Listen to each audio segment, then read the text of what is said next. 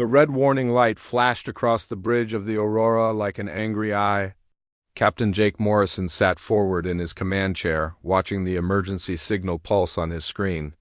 The message came from Kepler-7, a research station floating in the cold darkness around an ice world 3 days away.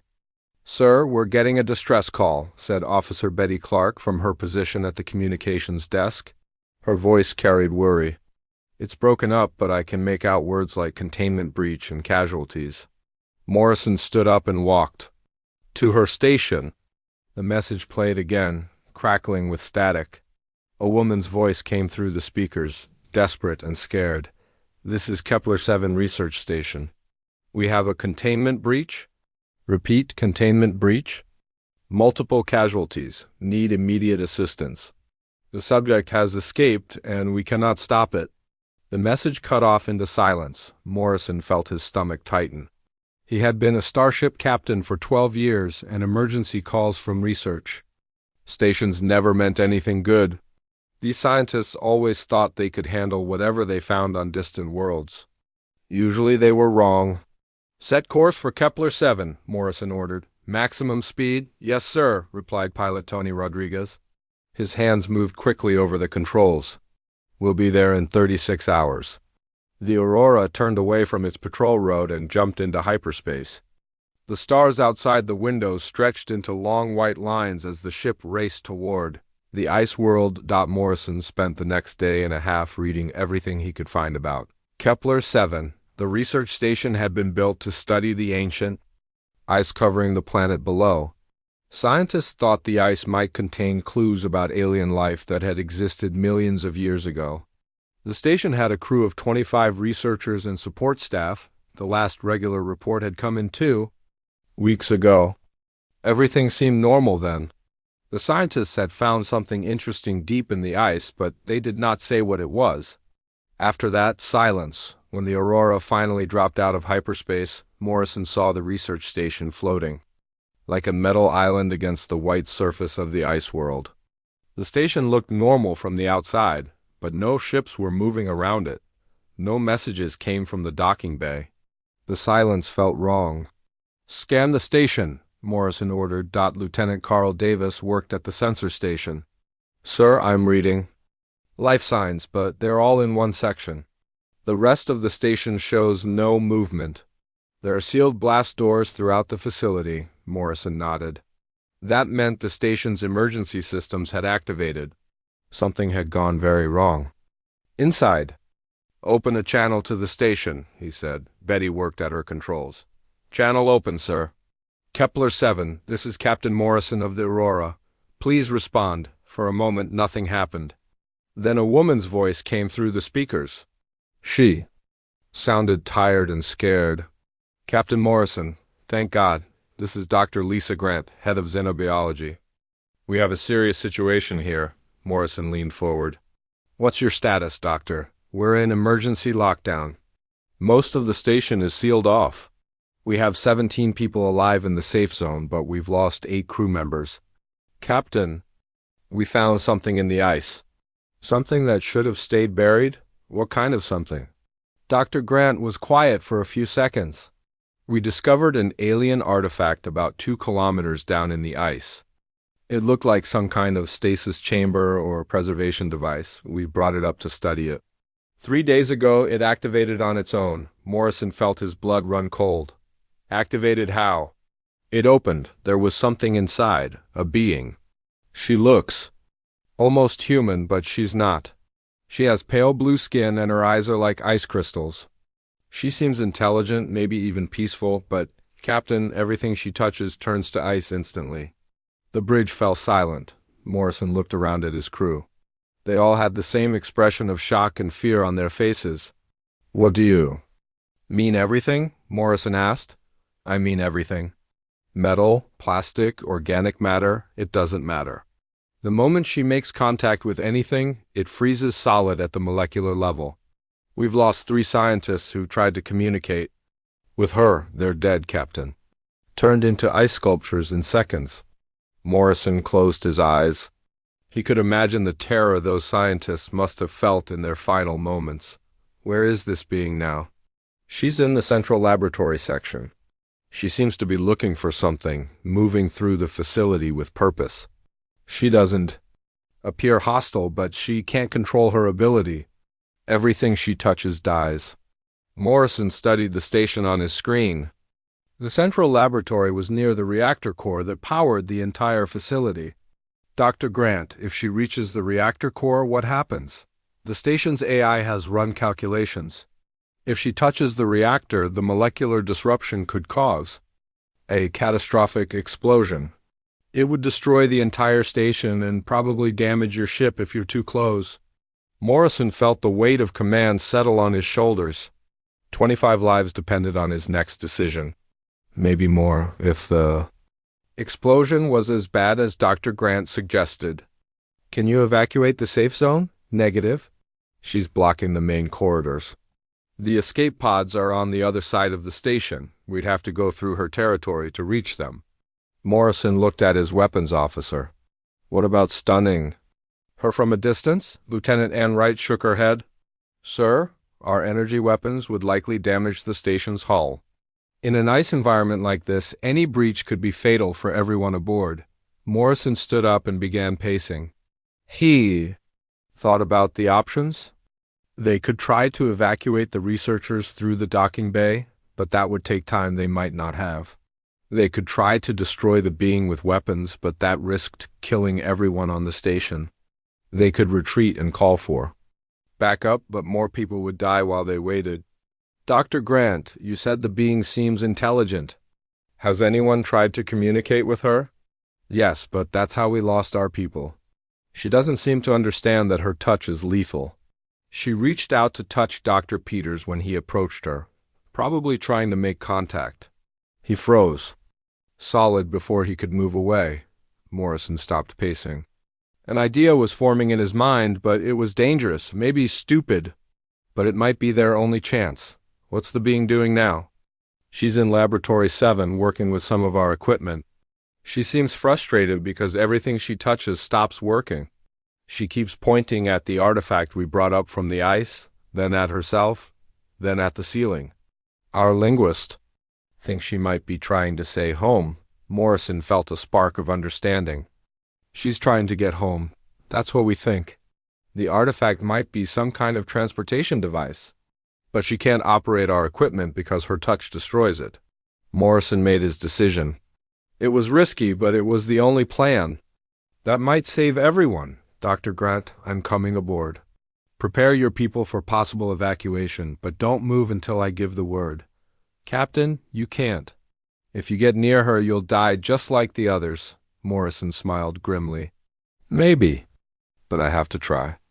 If I can't find a way to communicate with her, we'll all die anyway when she reaches the reactor. He turned to his crew. Tony, bring us in close to the docking bay. Betty, keep an open channel to the station. Carl, monitor for any changes in the being's location.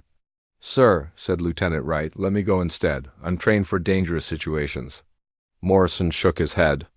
This isn't a combat situation, and this is a first contact scenario. If there's any chance of peaceful communication, it has to be someone with command authority. He looked around at his crew one more time. They were good people, and they trusted him. He hoped he was not about to let them down. If something happens to me, Betty takes command. Get everyone off that station and return to Earth. Make sure they know what we found here. 20 minutes later, Morrison stood in the airlock of the Aurora, checking his environmental suit one final time. The docking tunnel connected his ship to the research station. Beyond the airlock door waited a being who could kill him with a single touch. Morrison took a deep breath and stepped forward into the unknown. The inside of Kepler 7 research station felt like walking into a tomb. Morrison's boots echoed on the metal floor as he moved through the airlock.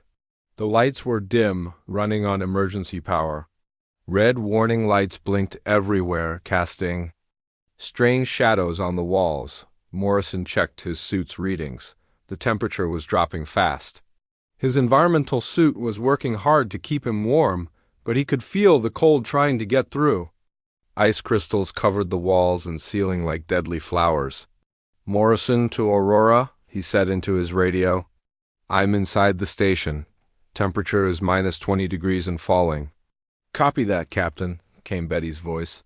We're tracking your position. Morrison followed the main corridor toward the central laboratory section. The deeper he went into the station, the colder it got. Soon he could see his breath inside his helmet, even with the suit's heating system running at full power. The ice on the walls grew thicker with each step. He passed the first body about halfway to the laboratory. Dr. Peters lay on the floor, his face frozen in an expression of surprise. His skin was blue-white and ice crystals covered his eyes. He looked like a statue made of ice, perfect in every detail. Morrison had seen many dead bodies in his career, but nothing like this. My God, he whispered. Morrison knelt beside the body. Peters had been reaching toward something when he died. His hand was extended as if trying to touch someone. The ice around his body was so thick that Morrison could barely make out the floor beneath it. Morrison stood up and continued moving. The next body was Dr. Kim Martinez, the station's communications officer. She was frozen against the wall, her mouth open as if she had been trying to speak when death took her. Like Peters, she was perfectly preserved in ice. The third body was the worst. Dr. Frank Wilson had been running when he died. He was frozen in mid-step, 1 foot off the ground, his face turned back toward whatever he had been running from. Fear was written in every line of his frozen features. Morrison felt his stomach twist. These people had families, friends, dreams. Now they were nothing but ice sculptures in a frozen tomb. Dr. Grant, Morrison called on his radio. I'm seeing the casualties. How long ago did this happen? 2 days ago, came the reply. We've been trapped in the safe zone ever since. The being, she hasn't hurt anyone else, but she won't let us leave this section. Morrison reached the entrance to Laboratory 7. The blast doors were open, but ice covered everything. The walls, the ceiling, even the air itself seemed frozen. Morrison's suit was struggling now. The temperature reading showed minus 40 degrees. He looked through the doorway and saw her. Kira stood in the center of the laboratory, her back to him. She was tall, maybe 6 feet, with long silver hair that moved like water despite the cold. Her skin was pale blue, the color of deep ice, and it seemed to glow with its own inner light. She wore what looked like a simple white dress, but it was made of some material Morrison had never seen before. She was beautiful in a way that made Morrison's heart skip. She was also the most dangerous thing he had ever encountered. Kira was bent over a complex piece of equipment, trying to work with tools that crumbled to ice the moment she touched them. She made soft sounds of frustration as each tool failed. Her movements were graceful but desperate, like a bird trapped in a cage. Morrison took a step into the laboratory. The temperature dropped another 10 degrees. His suit's heating system was at maximum power, but he could feel the cold seeping through. Ice began forming on his visor. Kira must have heard him. She turned around slowly, and Morrison saw her face for the first time. Her eyes were the color of winter sky, pale blue and endless. Her features were sharp and perfect, like she had been carved from ice by a master artist. But it was her expression that stopped Morrison cold. She looked so sad, so lonely, that it broke his heart. When she saw him, her eyes went wide with alarm. She backed away quickly, shaking her head and holding up her hands. She said something in a language Morrison had never heard before. Her voice was like wind chimes in a gentle breeze. Musical and beautiful, Morrison could not understand her words, but her meaning was clear. She was telling him to go away, to stay back, to save himself. She knew her touch meant death. It's okay, Morrison said, keeping his voice calm and gentle. I'm not here to hurt you. Kira tilted her head, listening to his words. She said something else in her alien language, then tried to speak in broken English. Go, you go, death. I am death. Morrison felt his heart break a little more. This being was not a monster. She was a person trapped by her own deadly nature. She was trying to save him from herself. I know, Morrison said, but I want to help you. He took another step forward. Kira backed away again, shaking her head more urgently.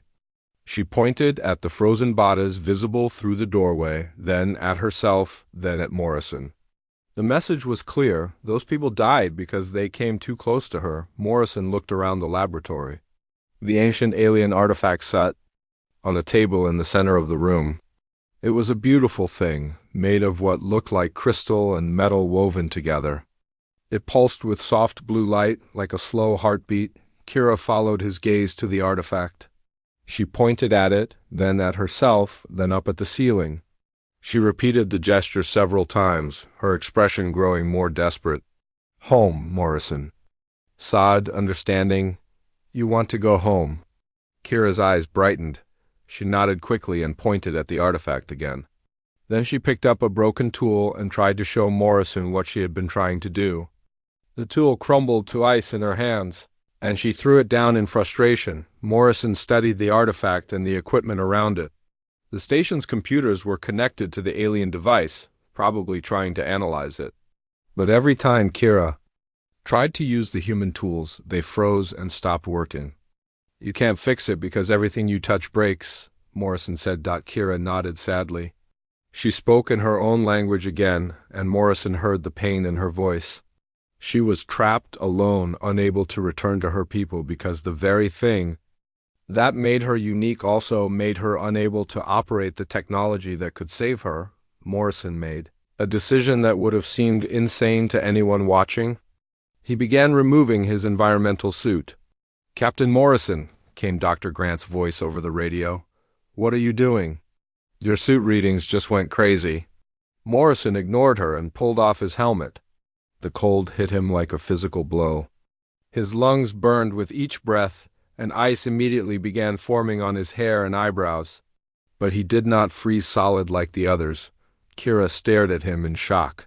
She had probably never seen anyone survive in her presence without protective gear. Morrison's body was doing something impossible. He should have been dead within seconds, but instead he felt his body changing. His heart rate slowed, his breathing became shallow, and his skin grew pale. But he remained conscious and aware. Impossible, he heard Dr. Grant whisper over the radio. Morrison looked at his hands. They were pale now, almost blue, but they still moved normally. He could feel the cold, but it was not killing him. His body was adapting, changing to survive in conditions that should have been fatal. Kira took a hesitant step toward him. Her eyes were wide with wonder and hope. She said something in her language that sounded like a question. Morrison nodded. I'm okay. I don't know how, but I'm okay. Kira's face filled with an emotion Morrison had never seen before. It was joy mixed with relief, hope mixed with disbelief. For the first time in what Morrison sensed were many long years, she was not alone. She reached out her hand toward Morrison, then stopped. Even now, she was afraid to touch him. She knew what her touch could do. Morrison looked at her pale blue hand, then at his own. He thought about the frozen bodies in the corridor, about the terror those scientists must have felt. He thought about his crew waiting for him on the Aurora, about the people trapped in the safe zone. Then he thought about the loneliness in Kira's eyes, and he knew what he had to do. Morrison reached out and took her hand. The moment their skin touched, Morrison felt the cold rush through his body like electricity. Ice crystals formed on his skin, spreading up his arm toward his heart. For a moment, he thought he had made a terrible mistake. Then something amazing happened. The ice stopped spreading. Morrison's body temperature dropped to levels that should have killed him, but then it stabilized. The frost on his skin began to melt away, and his normal color slowly returned. Kira stared at their joined hands in amazement. She had touched another living being, and they had not died. Tears formed in her eyes and froze before they could fall, but Morrison could see her joy. You're not alone anymore, Morrison said softly. Kira squeezed his hand gently, carefully, as if she was afraid he might break. When nothing happened, she smiled for the first time since Morrison had seen her. It was like watching the sun rise after a long, cold night. Friend, she said in broken English, you are friend. Morrison smiled back. Yes, I'm your friend. They stood there for a moment, two beings from different worlds, connected by touch and understanding. Around them, the laboratory was still frozen, the ancient artifact still pulsed with alien light, and the station was still in danger, But for the first time since this crisis began, Morrison felt hope. He was going to help Kira get home, and somehow he was going to save everyone on the station. The question was how. Dr. Lisa Grant stared at her computer screen in complete disbelief. The readings from Captain Morrison's bioscanner made no sense. His heart rate had dropped to 30 beats per minute. His body temperature was hovering at 85 degrees, far below what any human could survive. Yet the brain activity scans showed he was fully conscious and alert. "This is impossible," she whispered to herself, around her in the safe zone. The other survivors crowded around the monitoring station. They had all seen Morrison remove his helmet on the security cameras.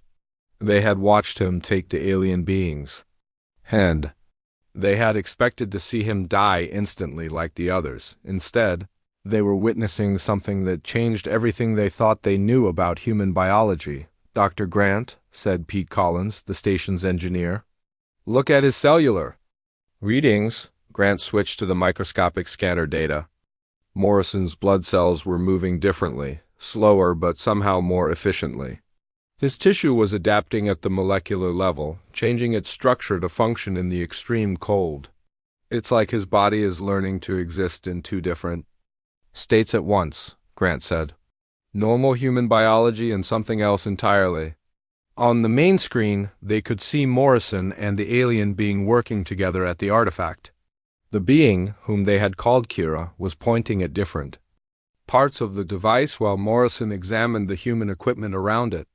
"Captain Morrison," Grant called over the radio, "your readings are off the charts. How do you feel?" Morrison's voice came back clear and strong. "I feel fine, Doctor. Cold, but fine. My body seems to be adapting somehow." "Adapting how?" "I can't explain it. When Kira touched me, I felt the cold rush through my system like it was trying to freeze me from the inside out. But then something kicked in. My body just changed. It's like I'm operating on a different frequency now." Grant made rapid notes on her tablet. "Captain, we need to understand what's happening to you. This could be the key to everything." Morrison looked directly at the security camera. "Doctor, I need you to run a full analysis on the artifact. Kira is trying to tell me something about it, but I need to understand how it works." Grant nodded and began pulling up the data they had collected over the past 3 days. The artifact was unlike anything they had ever seen. It was made of materials that did not exist on Earth, arranged in patterns that seemed to shift and change when viewed from different angles. "The artifact generates its own energy field," Grant explained. "It's been pulsing at a steady rate since we brought it up from the ice. The energy readings are similar to what we see in dimensional physics, but much more complex." Morrison was listening while Kira continued to gesture at the device.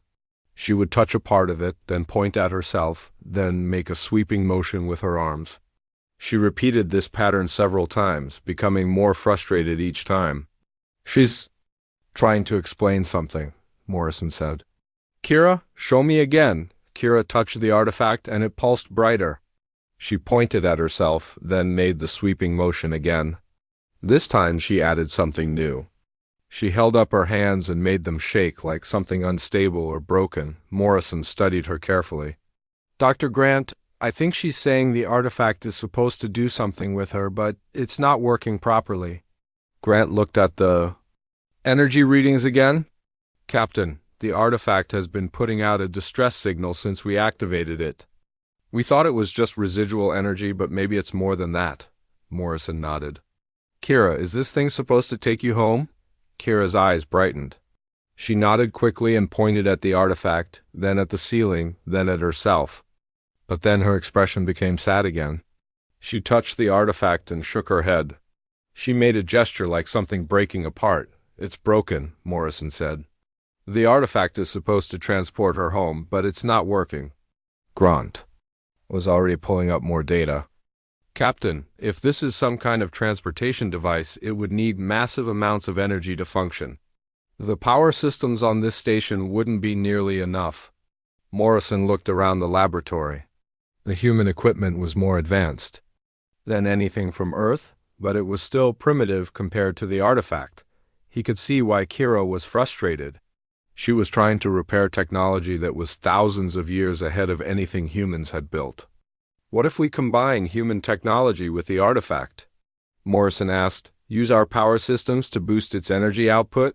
Grant ran quick calculations on her computer. It might work, but the energy requirements would be enormous. We'd have to route power from the entire station, including life support. That's risky, said Pete Collins. If something goes wrong, we could lose life support for everyone. Morrison looked at Kira, who was watching him with hope in her pale blue eyes. She had been alone for so long, trapped in a universe where her very nature made her a danger to everything around her. He thought about the frozen bodies in the corridor, about the terror and isolation she must have felt. We have to try, Morrison said. Dr. Grant, start rerouting power to the laboratory. We're going to help Kira get home. Grant hesitated. Captain, there's something else. The energy feedback from combining our systems with the artifact could be dangerous. We don't know what kind of radiation or other effects it might produce. Morrison was quiet for a moment. He looked at Kira, then at the artifact, then at the frozen laboratory around them. Doctor, how long can the station survive with Kira aboard? If she reaches the reactor core, we all die, Grant replied. If she doesn't, we're trapped here until our supplies run out. Either way, we have maybe a few days, Morrison made his decision.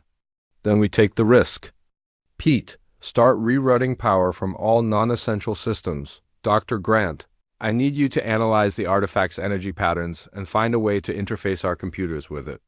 Captain, Grant said, there's one more thing. The bioscans show that your body is still changing. Your cellular structure is becoming more complex, like it's developing new abilities. We don't know what the long-term effects might be. Morrison looked at his hands. They still looked normal, but he could feel something different about them. It was like he could sense the energy flowing through the artifact, could almost understand the patterns of power that made it work. I'll worry about that later, Morrison said. Right now we focus on getting everyone out of this alive. Over the next several hours, Morrison and Kira worked together while the station's crew rerouted. Power systems. Morrison found that he could understand Kira's gestures and expressions better now, as if their physical contact had created some kind of connection between them. Kira showed him how the artifact was supposed to work. It was not just a transportation device, but a dimensional anchor that could create stable pathways between different realities.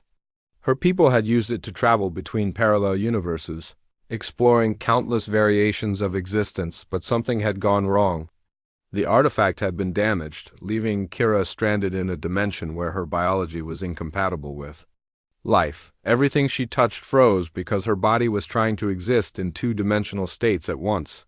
She's stuck between worlds, Morrison explained to Dr. Grant. Her body is partially in our dimension and partially in another one where the physical laws are different. Grant was amazed. That explains the freezing effect. She's trying to pull matter into her home dimension, where it would exist in a different energy state, Morrison nodded. And that's why I can touch her. My body is adapting to exist in multiple dimensions simultaneously. The implications were staggering. If humans could develop the ability to exist in multiple dimensions, it would change everything. They could explore parallel universes, find new resources, maybe even discover other versions of Earth where humanity had developed differently, but first, they had to survive the next few hours. As the power levels built up around the artifact, Morrison felt his body changing more rapidly. His vision became sharper, and he could see energy patterns that had been invisible before. He could sense the dimensional boundaries that separated different realities. Kira noticed the changes too. She looked at Morrison with growing amazement, speaking rapidly in her own language. Her expression was one of wonder and hope. What is she saying? Grant asked. Morrison somehow understood, even though he had never heard the language before. She's saying I'm becoming like her people. She's saying I might be able to help her repair the artifact. The energy readings spiked suddenly. Alarms began blaring throughout the station. Captain, Pete Collins called out, we're at maximum power. The artifact is drawing more energy than we calculated. Life support is failing? Morrison looked at the pulsing artifact, then at Kira's hopeful face, then at the security camera where he knew his crew was watching. Dr. Grant, how long do we have? Maybe 10 minutes before life support fails completely. Morrison took Kira's hand again. This time, the cold rush through his body was stronger, but so was his ability to adapt to it. He could feel himself changing, becoming something new. Then we better work fast, Morrison said. The fate of everyone on the station now depended on whether a human captain and an alien being could bridge the gap between two different realities before the power ran out. The artifact pulsed brighter with each passing minute, its blue light filling the frozen laboratory like a captured star. Morrison felt the energy flowing through his body as he maintained contact with both Kira and the alien device. His mind was changing along with his body, opening to concepts and memories that were not his own. Life support down to 6 minutes, Pete Collins announced over the radio, his voice tight with fear. Morrison closed his eyes and let Kira's memories flow into his consciousness. What he saw made him gasp in amazement and horror. Kira's people, the Tharaki, had been masters of dimensional travel. Their cities existed across multiple realities simultaneously, beautiful crystalline structures that spanned parallel universes. They had been explorers and scientists, using their dimensional anchors to visit countless versions of existence, but then came the darkness. Morrison saw it through Kira's memories. A void that consumed entire universes, spreading from reality to reality like a cancer. It ate everything in its path, leaving nothing but empty space where entire worlds had once existed. The Tharaki had tried to fight it, tried to understand it, but it was too powerful. My God, Morrison whispered. Kira, your entire universe was destroyed. Kira nodded sadly. Through their connection, Morrison could feel her pain and loss. She was not just alone on this station. She was the last of her kind, carrying the memories and knowledge of an entire civilization that no longer existed, but there was more. Morrison saw how the Tharaki had tried to escape the void. They had developed a way to preserve their essence, to lock their people in a frozen state that protected them from the advancing darkness. Kira's freezing touch was not a weapon or a curse, it was a preservation system, Dr. Grant, Morrison called out. The freezing effect, it's not killing things. It's preserving them outside of normal time and space. What do you mean? Grant's voice crackled through the radio. Morrison opened his eyes and looked at Kira. She's been trying to save her people. Everyone she touches gets locked in temporal stasis, protected from the void that destroyed her universe. She's been searching for a way to reverse the process. Through their connection, Morrison felt Kira's desperate hope. She had spent countless years jumping between dimensions, looking for a reality where the preservation process could be undone. She needed a dimensional anchor that could exist in multiple realities at once, something that could bridge the gap between frozen time and normal existence. That's why she needs the artifact fixed, Morrison continued. It's not just about getting home. She wants to restore her people. Kira squeezed his hand gently and spoke in her musical language. Morrison found that he could understand her now, the words flowing directly into his mind. She says her people are still alive, frozen in time across dozens of realities. If she can repair the dimensional anchor and find the right frequency, she can bring them back. Dr. Grant was quiet for a moment. Captain, the energy requirements for something like that would be massive. We're talking about power levels that could tear apart the fabric of space itself. Morrison looked at the artifact. Its pulsing was growing faster, more urgent. He could feel it responding to the energy from the station's power systems, but it was not enough. The device needed something more, something that could bridge the gap between human technology and Tharaki science. 4 minutes until life support. Failure, Pete announced. Morrison made a decision that terrified and exhilarated him at the same time. Dr. Grant, I need you to route all remaining power to the artifact. Everything we have. Captain, that will kill life support immediately. We'll have maybe 2 minutes of emergency air. Do it, sir. I can't authorize that. You'll be killing everyone on the station. Morrison looked at Kira, seeing the hope and desperation in her pale blue eyes. He thought about her people, frozen in time, waiting for someone to free them from their crystalline prison. He thought about the void that had destroyed an entire universe and might still be spreading to others. Double quotes, Dr. Grant, trust me. Kira's people mastered dimensional travel. If we can restore even one of them, they might be able to help us understand. Threats we can't even imagine. There was a long pause. Then Grant's voice came back, filled with determination. Pete, reroute all power to Laboratory 7, all of it. Are you sure about this? Pete asked. The captain hasn't been wrong yet, Grant replied. Do it. The lights throughout the station flickered and died. Emergency power kicked in for a few seconds, then that died too. The only light came from the artifact, which blazed like a small sun in the darkness. Morrison felt the massive surge of energy flow into the device and through his body. The sensation was like being struck by lightning, but instead of pain he felt his consciousness expanding. He could sense other dimensions pressing against their reality, could feel the barriers between worlds growing thin. Kira gasped as the artifact responded to the power surge. She placed both hands on the device and began speaking rapidly in her own language.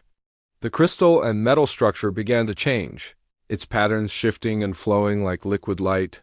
Morrison realized what she was doing. She was not just trying to repair the artifact. She was rebuilding it, using her memories of Tharaki technology to transform the human power systems into something far more advanced. 2 minutes of air remaining, Pete announced, his voice barely audible through the failing communication system. Morrison felt his body changing more rapidly now. His vision expanded beyond normal human sight, allowing him to see the energy patterns flowing between dimensions. His mind opened to concepts that human science had never dreamed of. He was becoming something new, something that could exist in multiple realities simultaneously. Through their connection, Morrison felt Kira's amazement. She had never seen anyone adapt so quickly to dimensional existence. Her people had required special training and genetic modifications to survive dimensional travel. But Morrison was doing it naturally, his human adaptability taking him far beyond what even the Tharaki had thought possible. The artifact began to sing, a low harmonic tone that seemed to come from everywhere at once. The air in the laboratory shimmered, and Morrison could see cracks appearing in the fabric of reality itself. Kira, Morrison said, his voice sounding strange even to himself. Show me where your people are. Kira pressed her forehead against his, and suddenly Morrison could see them. Hundreds of Tharaki, frozen in crystalline chambers scattered across different dimensions. They were beautiful beings, tall and graceful, like Kira, with the same pale blue skin and silver hair. They waited in temporal stasis, preserved but not truly alive. Morrison understood what needed to be done. The artifact could open pathways to those other dimensions, but it needed a living anchor to guide it.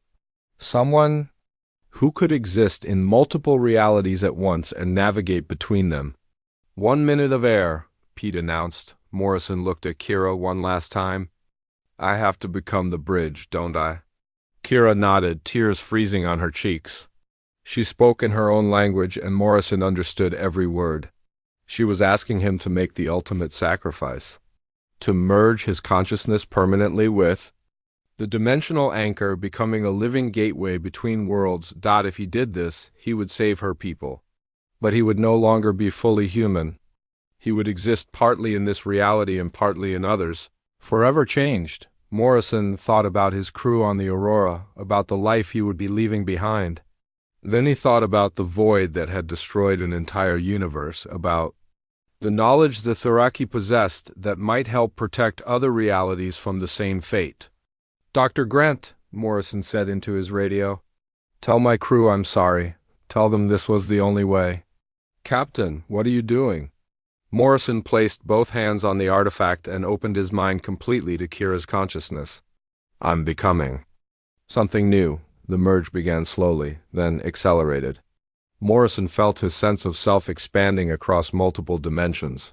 He could see his body in the laboratory, but he could also see versions of himself in dozens of other realities. He was becoming the living embodiment of the dimensional anchor, A bridge between worlds, the artifact exploded with light and reality itself seemed to tear open. Through the tears, Morrison could see the frozen chambers where Kira's people waited. The dimensional pathways were open, and the restoration process was beginning. Kira screamed his name as the light consumed everything, but Morrison was no longer entirely there to hear her. He was everywhere and nowhere, existing in the spaces between realities. The last thing he heard before the transformation completed was the sound of dimensional barriers collapsing, and the first breaths of a people who had been sleeping for eons finally waking up. Air rushed back into the laboratory as the station's life support mysteriously reactivated.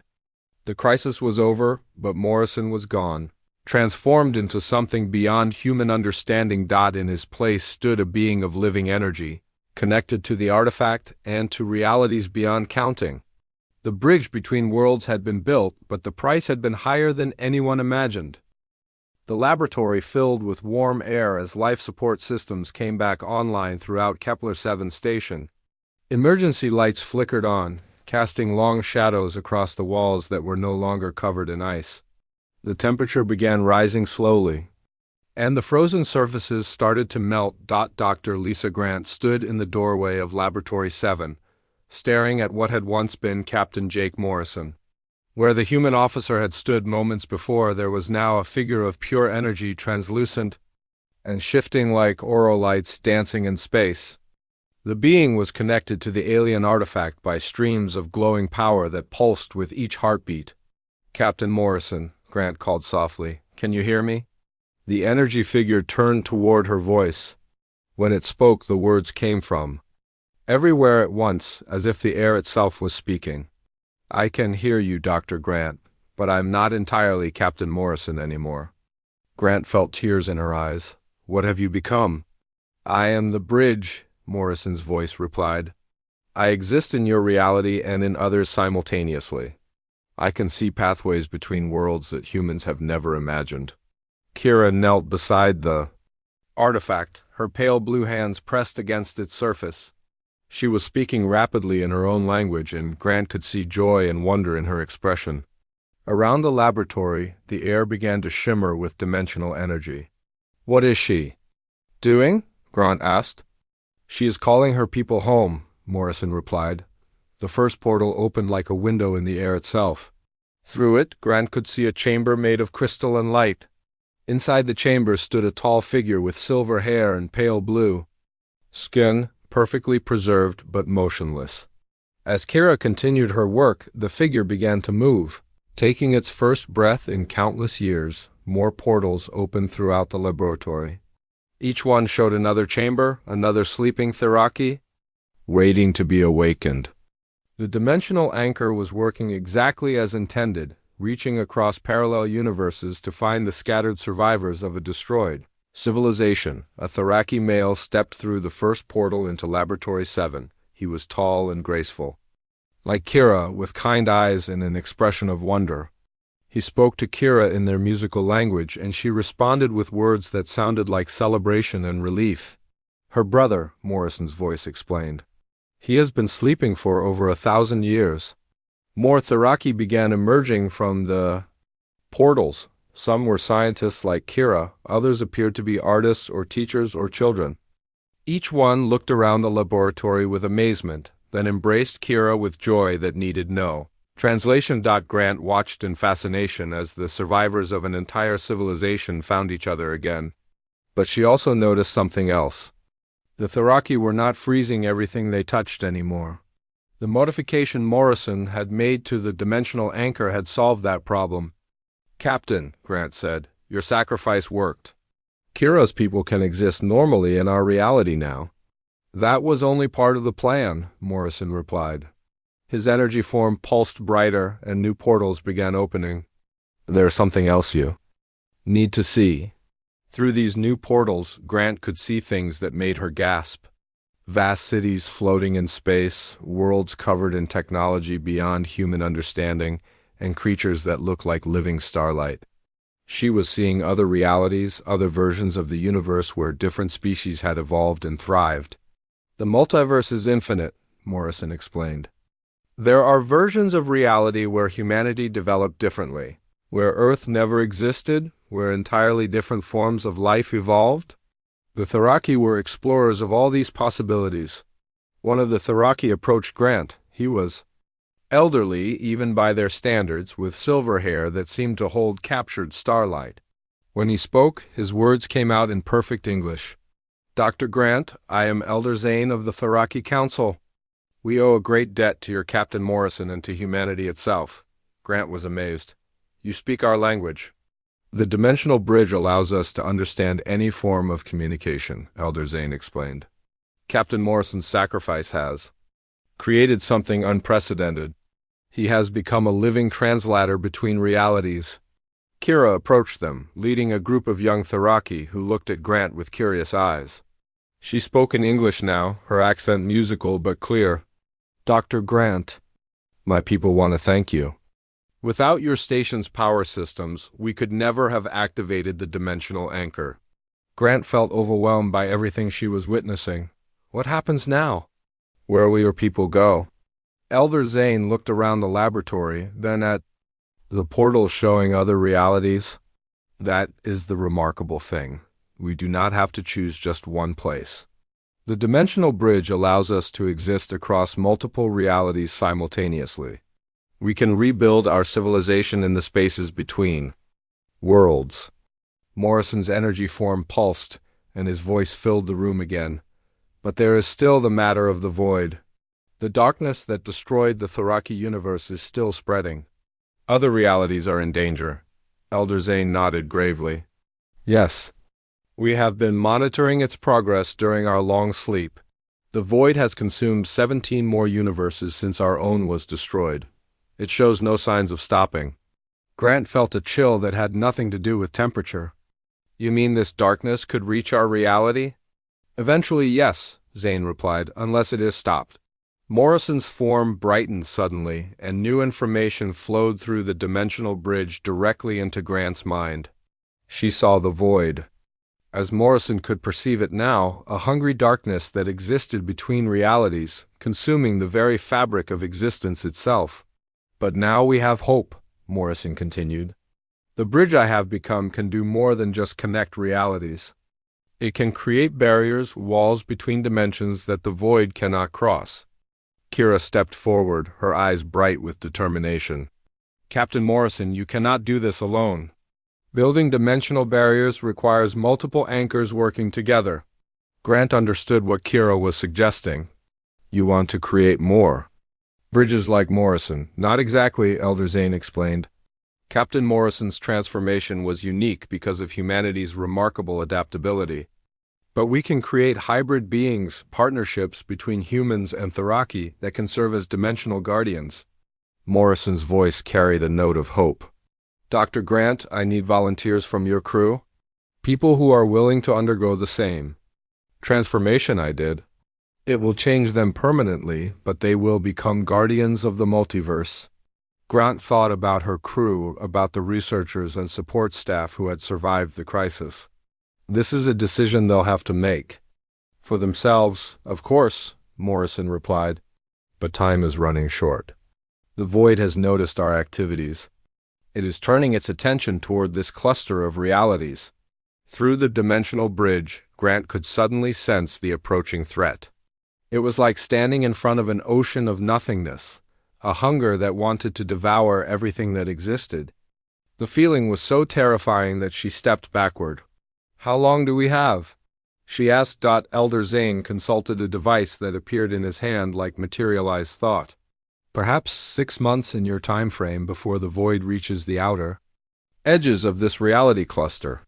Morrison's energy form pulsed with determination. "Then we need to work fast. Dr. Grant, contact the Aurora. Tell my crew what we're planning.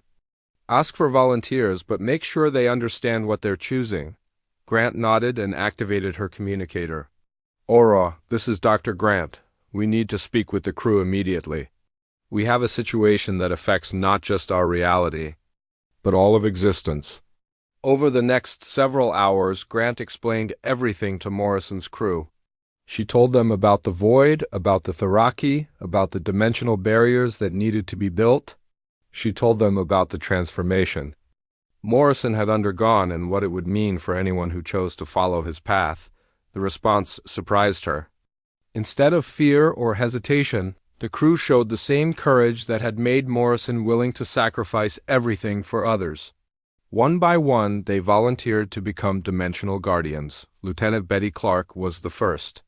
Captain Morrison has never led us wrong, she said. If he says this is what needs to be done, then I trust him. Pilot Tony Rodriguez nodded. Besides, someone needs to keep an eye on the captain. Make sure he doesn't get into too much trouble out there in the multiverse. Even Dr. Grant found herself volunteering. The scientific possibilities of existing in multiple realities simultaneously were too amazing to pass up. Morrison's energy form grew brighter as more volunteers stepped forward. Are you all certain this transformation cannot be undone? You will no longer be entirely human.